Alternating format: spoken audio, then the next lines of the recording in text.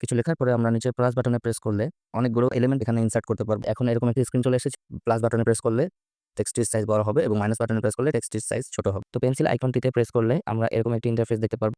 আমরা এখান থেকে যে নোটের স্টাইলটা রয়েছে সেই স্টাইলটা চেঞ্জ করতে পারবো।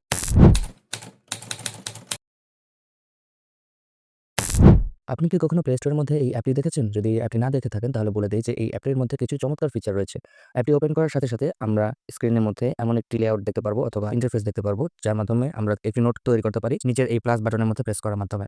প্লাস বাটনে প্রেস করার পরে এরকম একটি ইন্টারফেস চলে আসবে। এখানে আমরা চাইলে উপরে টাইটেলটা দিতে পারি নোটের মধ্যে। For example headline. এরপরে আমরা যদি এখানে কোনো কিছু লিখি তাহলে এখানে আমাদের কনটেন্ট গুলো চলে আসলো। কিছু লেখার পরে আমরা নিচে প্লাস বাটনে প্রেস করলে অনেকগুলো এলিমেন্ট এখানে ইনসার্ট করতে পারবো। ফর এক্সাম্পল এখানে টেবিল আমরা যদি ইনসার্ট করতে চাই তাহলে এই টেবিলের অপশনে প্রেস করতে হবে। তারপর আপনারা দেখতে পাচ্ছেন যে এখানে একটি বেসিক ফরম্যাটে টেবিল চলে এসেছে। এই টেবিলকে কাস্টমাইজ করার জন্য আপনাকে উপরের ৩ টা ডট এবং পাশের ৩ টা ডটের মধ্যে প্রেস করতে হবে। আমি যদি উপরের ৩ টা ডটের মধ্যে প্রেস করি তাহলে create one column in front অথবা create one column at the back এখানে ২ টা অপশন আছে। অথবা ডিলিট কলাম দেওয়া যাবে অথবা ডিলিট এ টেবিলও দেওয়া আছে। যদি ডিলিট এ টেবিলে প্রেস করি তাহলে টেবিলটি ডিলিট হয়ে যাবে। ডিলিট এ কলাম প্রেস করলে এখান থেকে আমরা চাইলে কলামটাকে ডিলিট করতে পারবো। আমরা যদি লেফট সাইডের ৩ টা ডটের মধ্যে প্রেস করি তাহলে এখান থেকে রো ক্রিয়েট করতে পারবো ফ্রন্টে অথবা ব্যাকে অথবা একটি রো ডিলিটও করতে পারবো। ফর এক্সাম্পল একটি রো ক্রিয়েট করলাম এবং নিচে দেখতে পাচ্ছেন একটি রো চলে এসেছে। এভাবে করে টেবিল এড করে এখানে ইনফরমেশন গুলো ইনসার্ট করতে পারবো আমরা যেভাবে চাই। তো এখন আমরা টেবিলটি এখান থেকে ডিলিট করে নিতে পারি। তারপর এখান থেকে যদি ডিভাইডার ইনসার্ট করি তাহলে এরকম ডিভাইডার চলে আসবে। এরপরে যদি হাইপারলিংক ইনসার্ট করতে চাই তাহলে HTTP লিংকের অপশনে প্রেস করব। করার পর একটা টেক্সট লিখি, এখানে লিংক লিখলাম। তারপরে এখানে যেকোনো একটা লিংক যদি দিয়ে দিই। লিংকটা এড করার পরে যদি লিংকের মধ্যে প্রেস করি তাহলে লিংকটির মধ্যে আমি চলে যাব। এভাবে করে আমরা চাইলে সবগুলো ফিচার ট্রাই করে দেখতে পারবো। এখানে ছবি এড করা যাবে, ভিডিও এড করা যাবে এবং চাইলে ক্যামেরা থেকে ছবি তুলে সেটাও এড করে দেওয়া যাবে অথবা কোনো ডকুমেন্ট এখানে অ্যাটাচ করে দেওয়া যেতে পারে। এরপর আমরা চাইলে টেক্সটটাকে কাস্টমাইজ করতে পারবো যদি প্লাস বাটনের সাইডের এই আইকনটা প্রেস করি। আপনারা দেখতে পাচ্ছেন যে এখন এরকম একটি স্ক্রিন চলে এসেছে। উপর টেক্সটটিকে অ্যালাইন করতে পারি অথবা বোল্ড, ইটালি, আন্ডারলাইন অথবা আমরা মার্কার পেন ইউজ করে হাইলাইট করতে পারি অথবা টেক্সটের কালার চেঞ্জ করতে পারি। ফর এক্সাম্পল আমরা যদি এটাকে সেন্টারে আনতে চাই তাহলে টেক্সটের অ্যালাইনমেন্টের এই আইকনটা প্রেস করব। তাহলে টেক্সটটি সেন্টারে চলে আসবে। এরপর যদি আমরা টেক্সটটিকে বোল্ড করতে চাই তাহলে পুরো টেক্সটটিকে সিলেক্ট করার পরে এখানে যদি বি বাটনে প্রেস করি তাহলে টেক্সটটি বোল্ড হয়ে যাবে। এখন যদি টেক্সটটাকে আন্ডারলাইন করতে চাই তাহলে পুরো টেক্সটটিকে সিলেক্ট করে আন্ডারলাইনের বাটনে অথবা ইউ এর বাটনে প্রেস করব। তাহলে টেক্সটটি আন্ডারলাইন হয়ে যাবে। তারপর এখান থেকে টেক্সটের সাইজ চেঞ্জ করতে চাইলে টেক্সটটি সিলেক্ট করার পর আমরা ডান দিকে একটি প্লাস মাইনাসের একটা বাটন দেখতে পাচ্ছি।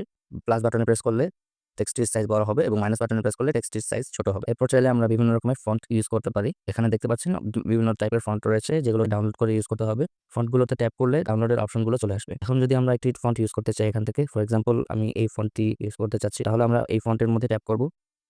তাহলে দেখতে পাচ্ছেন যে টেক্সটগুলো এরকম ফন্টে চলে এসেছে। টেক্সটটিকে হাইলাইট করার জন্য টেক্সটটি সিলেক্ট করে এখান থেকে মার্কার পেনের অপশনের মধ্যে প্রেস করব। তারপর টেক্সটটিকে হাইলাইট করার জন্য কালার সিলেক্ট করলে টেক্সটটি হাইলাইট হয়ে যাবে। ফন্ট কালারের জন্য টেক্সটটি সিলেক্ট করা অবস্থায় এই আইকনটির মধ্যে যাব। আইকনটিতে প্রেস করার পরে এখান থেকে ফন্টের একটি কালার সিলেক্ট করলে ফন্টের কালার চেঞ্জ হয়ে যাবে। এতক্ষণ ফন্ট সেকশনের ফিচারগুলো ব্রাউজ করলাম। এরপর আসা যাক এই মাইক্রোফোন আইকনে কি আছে সেটা দেখার জন্য। মাইক্রোফোনের আইকনে ট্যাপ করলে আপনি অডিও রেকর্ডিং ইনসার্ট করতে পারবেন। তারপর আসা যাক মাইক্রোফোনের পাশের আইকনটিতে অর্থাৎ পেন্সিল আইকনটিতে কি আছে সেটা দেখার জন্য। তো পেন্সিল আইকনটিতে প্রেস করলে আমরা এরকম একটি ইন্টারফেস দেখতে পারবো যেখান থেকে আমরা চাইলে বিভিন্ন রকমের মার্কার পেন ইউজ করে ড্রয়িং করতে পারবো। ফর এক্সাম্পল আমরা কালার পেন্সিল ইউজ করতে পারবো, তারপরে মার্কার পেন ইউজ করতে পারবো অথবা ইরেজার ইউজ করতে পারবো অথবা আমরা এখান থেকে যে নোটের স্টাইলটা রয়েছে সেই স্টাইলটা চেঞ্জ করতে পারবো। এখন যদি আমরা এই ড্রয়িং পেনটি সিলেক্ট করে এটার কালারটা ব্ল্যাক চুজ করি, তারপরে আমরা উপরে ব্ল্যাঙ্ক স্পেসটা যদি ট্যাপ করি তাহলে আমরা একটি এমপ্টি ক্যানভাস পাচ্ছি আমাদের ড্রয়িং এর জন্য। এখানে আমরা চাইলে এভাবে করে ড্রয়িং করতে পারবো। ড্রয়িং করা শেষ হয়ে গেলে যদি আমরা টিক বাটনে প্রেস করি তাহলে এই ড্রয়িংটি আমার নোটের মধ্যে এড হয়ে যাবে। নেক্সট সেকশনে আপনারা দেখতে পাচ্ছেন চেকবক্সের একটা আইকন রয়েছে। এখানে যদি আমরা প্রেস করি তাহলে আমরা চেকবক্স ইনসার্ট করতে পারবো। এই চেকবক্সের মধ্যে আপনি চাইলে যেকোনো কিছু লিখতে পারবেন। এরপর যদি আমরা কিবোর্ড থেকে নেক্সট লাইনে যাই তাহলে দেখতে পাচ্ছেন আরেকটি চেকবক্স অটোমেটিক্যালি জেনারেট হয়ে যাচ্ছে। এখন যদি আমরা চেকবক্সের এমটি স্পেসের মধ্যে ট্যাপ করি তাহলে দেখতে পাচ্ছেন চেকবক্সটি সিলেক্ট হয়ে গেছে এবং মাঝখান দিয়ে লেখাটি কেটে গেছে। অর্থাৎ আপনারা ডেইলি টু ডু লিস্টের মতো করে এটাকে ইউজ করতে পারবেন। যদি রাইট সাইডের বাটনটিতে প্রেস করেন তাহলে এখান থেকে আপনি ব্যাকগ্রাউন্ড ইউজ করতে পারবেন। ফর এক্সাম্পল আমি যদি এখান থেকে এই কালারের ব্যাকগ্রাউন্ডটিতে প্রেস করি তাহলে আমার নোটটি এরকম একটি ব্যাকগ্রাউন্ড শো করবে। উপরে কিছু অপশন দেখতে পাচ্ছেন। এখানে ক্যাটেগরির মধ্যে যদি আমরা যাই তারপর দেখতে পাচ্ছেন যে এখানে কয়েকটা ক্যাটেগরি রয়েছে। নোটটিকে এই ৩ টা ক্যাটেগরির যেকোনো একটির মধ্যে রাখতে পারেন অথবা আপনি চাইলে নতুন একটি ক্যাটেগরিও ক্রিয়েট করতে পারেন এই নিউ ক্যাটেগরি অপশনে প্রেস করলে। তারপর এড ক্যাটেগরি অপশনে যদি প্রেস করেন তাহলে এখান থেকে একটি নতুন ক্যাটেগরি ক্রিয়েট করতে পারবেন। ফর এক্সাম্পল আমি এখানে লিখছি নিউ নোটস। এরপরে যদি আপনি ব্যাকে চলে যান তারপরে আপনি আবার যদি ক্যাটেগরিতে সিলেক্ট করেন দেখতে পাবেন যে আপনার এই নিউ নোটস ক্যাটেগরিটা চলে এসেছে। নিউ নোটসের ক্যাটেগরি যদি সিলেক্ট করে দেন তাহলে আপনার এই নোটটি নিউ নোটস ক্যাটেগরির মধ্যে চলে যাবে এরপর আপনি যদি অ্যালার্ম ক্লকের মধ্যে প্রেস করেন তাহলে আপনারা দেখতে পাবেন যে একটি ক্যালেন্ডার আপনাকে দেখানো হবে। এই ক্যালেন্ডারের মধ্য থেকে আপনি চাইলে এই নোটটিকে একটি রিমাইন্ডার হিসেবে যেকোনো ডেটের মধ্যে সিলেক্ট করে দিতে পারেন। ফর এক্সাম্পল আপনি যদি এই নোটটিকে 30 তারিখের একটি রিমাইন্ডার হিসেবে ইউজ করতে চান তাহলে এই 30 তারিখের মধ্যে প্রেস করবেন। তারপর আপনি যদি টাইম সিলেক্ট করে দেন, তারপর এখান থেকে আপনি চাইলে যেকোনো একটি টাইমের মধ্যে এই রিমাইন্ডারটি সেভ করে নিতে পারেন। তারপর সেভ বাটনের মধ্যে প্রেস করলে এই তারিখের এই সময়ের মধ্যে আপনাকে একটি রিমাইন্ডার দেওয়া হবে। এরকম একটি নোটিফিকেশন আপনাকে দেওয়া হবে যার মাধ্যমে আপনার ক্যালেন্ডারের পারমিশনটি নেওয়া হবে। এখান থেকে অ্যালাউ বাটনে প্রেস করলে এই রিমাইন্ডারটি সেভ হয়ে যাবে। তারপরে যদি উপরে এই 3টা ডটের মধ্যে প্রেস করেন তারপর এই অপশনগুলো দেখতে পাবেন। আপনারা চাইলে এই নোটটিকে হোম স্ক্রিনের মধ্যেও এড করে দিতে পারবেন। আর যদি রিডিং মোডের মধ্যে প্রেস করেন তাহলে আপনি রিডিং মোডের মধ্যে চলে যাবেন। তারপর আমি এডিটিং মোডে যদি চলে যাই তাহলে আমি আবার নোটটিকে এডিট করতে পারবো। বাকি অপশনগুলো খুবই সিম্পল, তাই আপনারা ওগুলো চাইলে ইউজ করে দেখতে পারবেন। আপনারা যদি এই নোটটিকে হোম স্ক্রিনে এড করতে চান তাহলে এড টু হোম স্ক্রিন বাটনের মধ্যে প্রেস করতে হবে। তারপরে এই উইজেটের ফরম্যাটটি চুজ করবেন। এখানে বিভিন্ন রকমের ফরম্যাটে আপনি উইজেটটিকে এড করতে পারবেন। চুজ করার পরে আমাকে এরকম একটি স্ক্রিন দেখানো হচ্ছে যার মাধ্যমে কিভাবে আমি উইজেটটি এড করব সেটা দেখানো হয়েছে। দেখতে পাচ্ছেন যে আমার উইজেটটি স্ক্রিনের মধ্যে চলে এসেছে। আমি চাইলে এটির সাইজ বড় ছোট করতে পারবো, বাট এভাবে আপনি চাইলে উইজেটটি ইউজ করতে পারবেন। তো অ্যাপটির মধ্যে রিটার্ন করার পরে আমরা যদি নোটটিকে সেভ করতে চাই তাহলে সেভের যে আইকনটি রয়েছে এর মধ্যে প্রেস করতে পারি। তারপর দেখতে পাচ্ছেন যে নোটটি সেভ হয়ে গেছে। নিচে কিছু বাটন দেখা যাচ্ছে। আপনি যদি নিচের বাটনগুলোতে প্রেস করেন তাহলে ক্যালেন্ডারে যেতে পারবেন। ক্যালেন্ডারের মধ্যে থেকে আপনি যদি চান কোনো স্পেসিফিক ডেটের মধ্যে একটি নোট ক্রিয়েট করতে, ফর এক্সাম্পল আমি এই ডেটের জন্য একটি নোট এড করতে যাচ্ছি, তাহলে এই ডেটটি সিলেক্ট করার পরে আমি প্লাস বাটনে প্রেস করছি।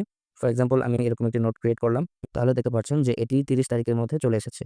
আপনি যদি অনেকগুলো নোট ক্রিয়েট করে থাকেন তাহলে যদি নোটটির হেডলাইনের নাম লিখে সার্চ দেন তাহলে আপনারা নোটটি দেখতে পাবেন। টেমপ্লেটস এর অপশনে যদি যাই তাহলে এখানে অনেকগুলো টেমপ্লেট রয়েছে। আপনারা থিম সিলেক্ট করতে পারবেন, নোটের ব্যাকগ্রাউন্ড সিলেক্ট করতে পারবেন, এরপরে উইজেট সিলেক্ট করতে পারবেন। তারপর আছে টেক্সট, যেটা আমরা আগে দেখে এসেছি। এখান থেকে আপনারা যদি কোনো থিম সিলেক্ট করতে চান তাহলে যেকোনো একটি লেআউটের মধ্যে প্রেস করুন। ফর এক্সাম্পল আমি এই লেআউটটি চুজ করছি। চুজ করার পরে অ্যাপ্লাই নাও বাটনের মধ্যে প্রেস করব। তাহলে দেখতে পাচ্ছেন যে আমার এই নোটপ্যাডটির মধ্যে এই থিমটি অ্যাক্টিভেট হয়ে গেছে।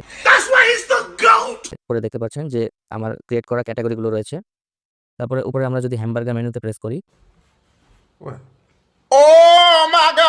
তাহলে দেখতে পাচ্ছেন যে এই অপশনগুলো রয়েছে। এই অপশনগুলোর মধ্যে এক্সপোর্ট নোটের যে অপশনটা রয়েছে সেটা একটি ইম্পর্টেন্ট ফিচার, যেটা আপনারা ইউজ করে আপনার পুরো নোটটাকে টেক্সট ফরম্যাটের ফাইলে ক্রিয়েট করতে পারবেন, যেটা যেকোনো রকমের অফলাইন টেক্সট ভিউয়ারের মাধ্যমে আপনি দেখতে পারবেন। আপনারা চাইলে আপনাদের নোটগুলোকে পিডিএফ ফরম্যাটেও সেভ করতে পারবেন এক্সপোর্ট টু পিডিএফ এর এই অপশনের মাধ্যমে, কিন্তু এই অপশনটির জন্য আপনাদেরকে প্রিমিয়াম মেম্বারশিপ নিতে হবে। তো আশা করি আপনাদের এই অ্যাপটি ইউজফুল মনে হচ্ছে। যদি আপনাদের এই ভিডিওটি ইউজফুল মনে হয় তাহলে একটি লাইক করবেন, কমেন্ট করবেন এবং সাবস্ক্রাইব করে পাশে থাকুন। Thank you for watching.